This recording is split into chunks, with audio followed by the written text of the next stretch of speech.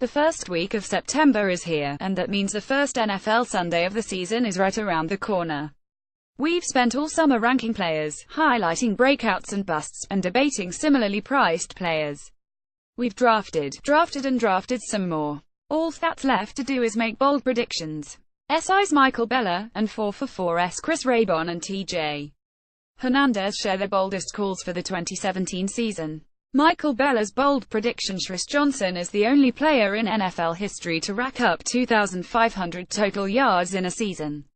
Back in 2009, when Johnson ran for 2,006 yards, he also caught 50 passes for 503 yards. Even as offense has exploded since then, no one has matched Johnson's 2,509 yards from scrimmage in that season. That will change this year. Johnson and Bell are the two best offensive players in the league, the prototypical weapons for the modern NFL. They're the two truly indispensable players in the fantasy game, giving their owners a significant leg up on everyone else. Last year, Johnson piled up 2,118 yards from scrimmage in 16 games, good for 132.4 yards per game. He'd need about 24 more per game to get up to 2,500 yards from scrimmage this season. Bell, meanwhile, doesn't need to increase his per-game output.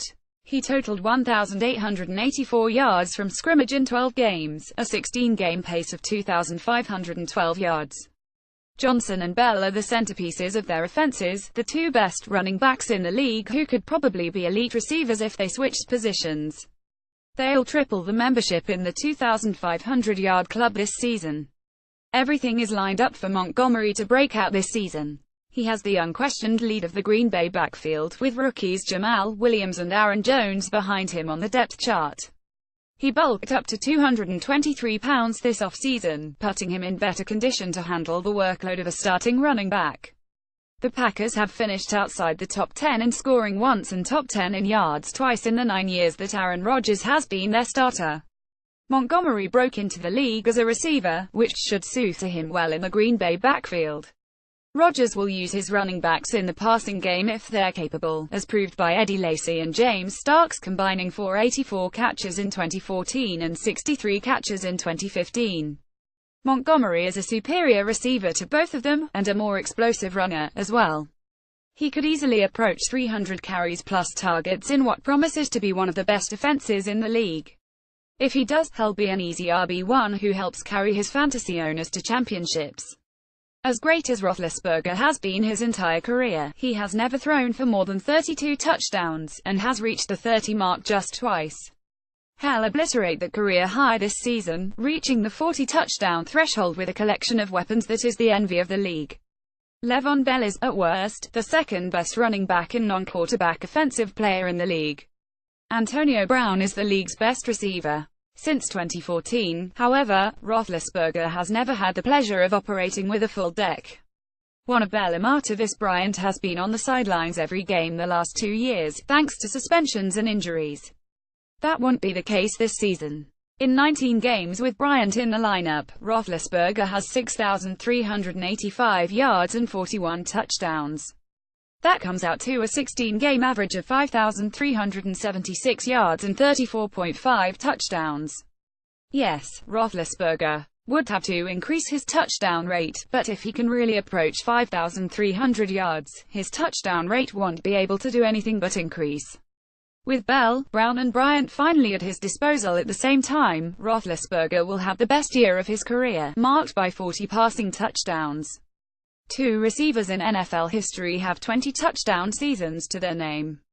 Jerry Rice hauled in 22 touchdowns in just 12 games in 1987.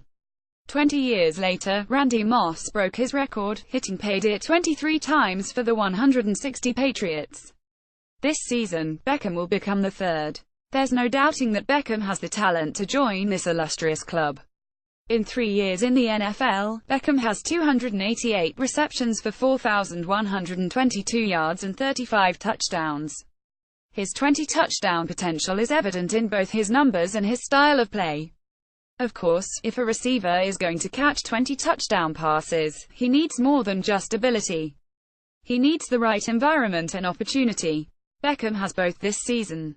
The Giants are going on seemingly their 100th straight year hunting for a reliable running game. Without that, they'll once again lean on Eli Manning and the passing game, featuring the league's widest use of 3 receiver sets.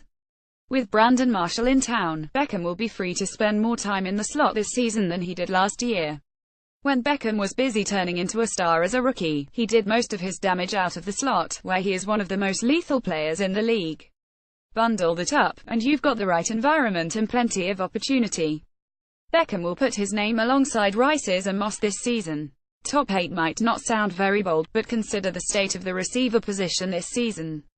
If Pryor is going to be in the top 8, that means he will for sure outscore one of Antonio Brown, Julio Jones, Odell Beckham, Mike Evans, AJ Green, Jordy Nelson, Michael Thomas or Brandon Cooks, not to mention Dez Bryant, Doug Baldwin and Amari Cooper. Predicting anyone not in that group to be in the top 8 is bold, especially when the receiver in question is entering his second season at the position. Pryor has what it takes to be inside the highest scoring octet in the league. It'd be impressive for anyone to catch 77 passes for 1,007 yards and 4 touchdowns in his first season as a receiver. Add to that the degree of difficulty of reaching those numbers in an offense that finished 30th in total yards, 28th in passing yards and 31st in scoring, and it becomes one of the biggest feats of the year. That's exactly what Pryor did while mired in the Browns' offense a season ago. Even had he remained in Cleveland, he would have been a receiver on the rise. Pryor didn't remain in Cleveland, though. He left the Browns for Washington, giving him a prime spot in one of the pass-friendliest offenses in the league. In 2 years with Kirk Cousins at the helm, the Redskins have averaged 4,426.5 passing yards per year and 24.2 points per game. Pryor may not get the volume he did in Cleveland, but he'll more than make up for it in efficiency. With Cousins and the Washington offense at his back, Pryor will improve statistically across the board, and lock in the first WR1 season of his career. Chris Raybon says Todd Gurley will be a top 3 running back. Chris Raybon's bold predictions: Gurley suffered through dismal offensive line play, historically bad quarterback play, and a clueless coaching regime in 2016. Guess what? He still topped 70 yards in 13 of 16 games. This season, the line should be much improved with the additions of veterans Andrew Whitworth and John Sullivan.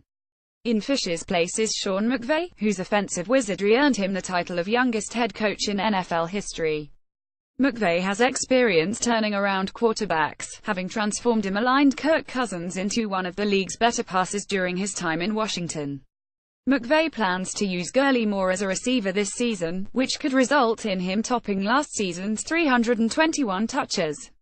And remember, Gurley has already shown us his massive upside. Upside so high, in fact, that he was the first running back drafted on average last season. Gurley is unlikely to best David Johnson or Le'Veon Bell, but could easily lead the next tier in scoring.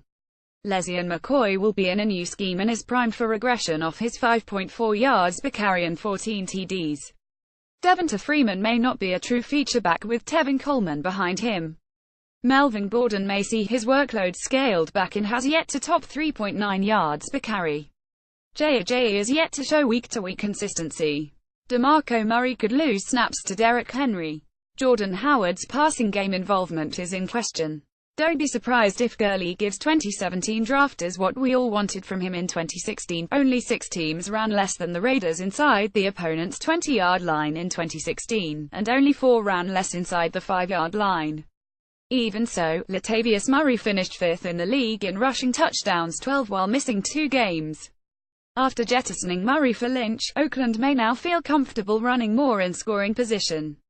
Some drafters may be scared off by Lynch's subpar 2015 with Seattle, but remember, he was behind one of the league's worst offensive lines that year. This year, he'll be behind one of the league's best in Oakland. The Raiders are one of 5 teams with double-digit win total odds, which should equate to a high-scoring offense often in positive game script. The year off has Lynch looking spry, so don't be surprised if you see him in the end zone more often than any other back in 2017. The Cobb vs. Adams dynamic is a perfect example of recency bias and overcorrection. Last season, Cobb was going as a 3rd or 4th round pick while Adams wasn't even being drafted. This season, Adams is a 3rd or 4th rounder while Cobb routinely falls out of the top 100 picks. The thing is, just like Adams had an injury-riddled 2015, Cobb had an injury-riddled 2016. Cobb sat out 3 games and played banged up in many others, missing nearly a quarter of the team's snaps. Despite Cobb's struggles, he drew only 1.1 fewer targets per game than Adams. If Cobb is healthy, that differential could completely evaporate. When healthy, it's Cobb, not Adams, who is the Packers' most explosive weapon behind Jordy Nelson. And Adams's touchdown total is likely to regress while Cobb's is primed for positive regression. Adams scored a TD on 9.9% of his targets last season, but his career rate up to that point was only 2.5%. Meanwhile, Cobb scored on only 4.7% of his targets last season, but his career rate up to that point was 7.1%. Given average draft position, there's a lot more upside to drafting Cobb than Adams in 2017. This prediction should even qualify as bold, but here we are. While Henry's average draft position has been firmly in the top 12 all summer, Gates has been outside the top 20. Drafters are a year too early on Henry, who averaged only 3.2 targets per game last season with Gates in the lineup. Think Gates is going away. He actually played on a higher percentage of snaps in Henry's first season than he did the season before. Henry had an excellent rookie year, but his rate of 8 touchdowns on 57 targets isn't sustainable. What's more, Henry's snap count with Gates in the lineup actually decreased as the year went on last season. Henry's time will come sooner than later, but for now, Gates is still Philip Rivers' top tight end. After catching 75 passes in 2016 despite playing only 56% of the snaps, Beasley could be in for even more catches this year. Why Beasley was targeted 33% more when Dallas didn't have a lead last season, but Dallas spent more snaps leading than all but 2 teams. That led to a league-low 50.6% pass play rate. This season, odds makers forecast a 3.5 win decline for America's team, which should equate to more targets to go around for everyone. Ezekiel Elliott's suspension and Dez Bryant's difficult slate of cornerback matchups should also funnel more targets toward Beasley. In 2016 it was Beasley, not Bryant, who led Cowboys receivers in targets per snap. Beasley was a top 40 receiver even in standard formats last season and as a late-round steal. TJ Hernandez says Devante Parker will be a top 20 receiver. Rich Barnes Getty Images TJ Hernandez bold predictions in his first 2 seasons in the league. Parker has finished no better than 51st among wide receivers in standard scoring leagues. That could change in 2017. The third-year Dolphins wideout has physical attributes akin to A.J. Green, while his early career numbers put to him on a similar arc to players like Doug Baldwin, Martavis Bryant and Kenny Britt. Parker is the big-bodied type of receiver that Adam Gase featured in his offense the last time he coached Jay Cutler. With A.J. Green and Tyler Eifert out for a combined 14 games last season, Dalton struggled to find the end zone. Even without the top 2 pass catches for much of the season, the Bengals ranked 7th in percentage of drives to reach the red zone, and 10th in yards per drive. Dalton is due for positive touchdown regression, and with a healthy Green and Eifert and rookie John Ross there to help stretch the field, the Bengals quarterback could be in for a career year. As a starter, Eric Decker has scored in 41 of 81 career games and converted 36.7% of his red zone targets into touchdowns, the 3rd highest rate of any active player with at least 40 career targets inside the 20. Now, Decker is paired with Marcus Mariota, who has the league's highest red zone passing touchdown rate since he entered it. Tennessee ranked 25th in red zone pass play rate last year, but after an offseason focused on building the receiving core, that number is sure to climb. Decker is the most likely beneficiary. Last time Marshawn Lynch played football, he was active for just 7 games and averaged only 3.8 yards per carry, his lowest mark since 2010. After a year off, Lynch is now 31 years old and in a crowded backfield under a coach that prefers to use a running back committee. Oakland offered a running back at least 2/3 of the team's backfield touches in a game just 3 times last year, 4th fewest in the NFL. Behind Lynch on the depth chart is DeAndre Washington, a running back who profiled as one of the more impressive backs in 4-for-4's Joe Holker's rushing expectation series. Washington can be utilized in the passing game, which is something Lynch has rarely done in his career. If a 3-down back emerges for the Raiders this year, it'll be Washington. In 2016, Kirk Cousins finished as the fantasy QB5 despite ranking 13th in passing touchdowns. Much of Cousins' touchdown struggles last season can be explained by the fact that more 30% of his red zone passes were aimed toward Pierre Garçon and Deshaun Jackson, receivers whose career red zone touchdown rates rank 44th and 49th, respectively, among players with at least 40 career red zone targets. Additionally, Cousins was without tight end Jordan Reed for a quarter of the season. With a presumably healthy Reed and the addition of Terrell Pryor, who converted over 30% of his red zone targets into scores in his first season as a full-time wide receiver, Cousins should see his red zone touchdown rate climb considerably in 2017. Only 7 teams threw at a higher rate than Washington last year, and there is little evidence to suggest Jay Gruden intends on changing his game plan.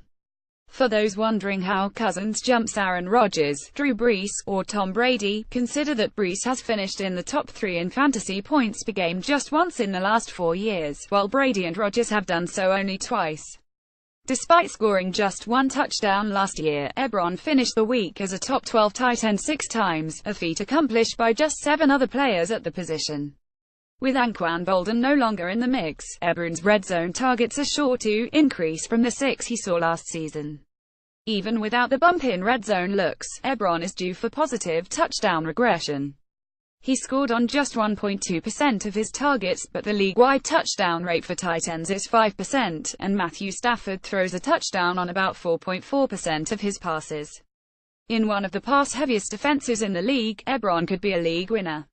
Last season, the Falcons had their highest rush play rate since 2010, but much of that was due to favorable game script. Atlanta won 9 games by at least a touchdown last year. Given the history of Matt Ryan offenses, it's likely that 2016 was simply an outlier season for the Falcons, who should find themselves in many more close games in 2017, necessitating a return to more of a pass-heavy offense.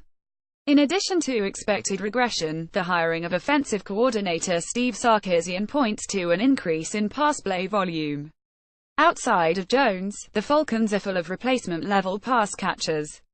Look for him to command well over 30% of Atlanta's targets this year like he did in 2015. Until Russell Wilson's injury-riddled 2016 campaign, the Seahawks had been pass-happy every year since his rookie season, while his passing efficiency had continued to improve.